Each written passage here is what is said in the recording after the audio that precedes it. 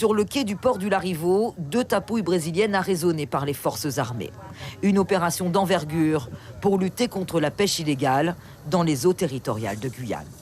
À bord de ces 2 bateaux, les militaires ont saisi 6 tonnes de poissons et 25 km de filets. Mais l'opération n'a pas été simple.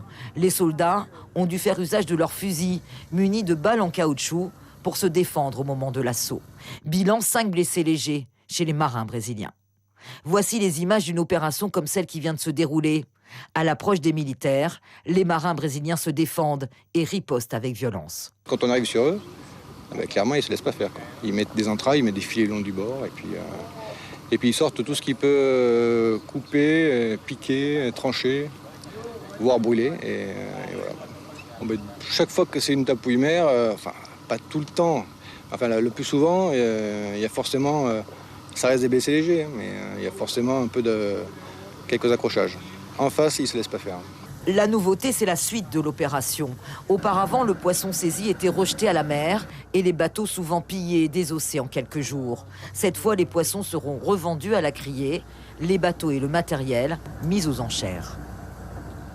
Vu qu'on n'a jamais fait encore ce genre de vente, c'est difficile à dire.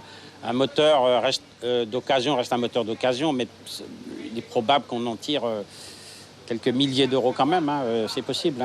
Avec tout l'équipement, si c'est un pêcheur intéressé, c'est sûr que ça peut ramener de l'argent dans les caisses de l'État en Guyane en tout cas, c'est sûr.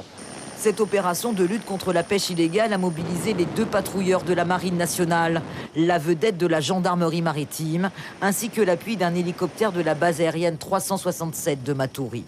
Plus de 50 hommes engagés dans cette 2e opération renforcée de lutte contre la pêche illégale depuis le début de l'année.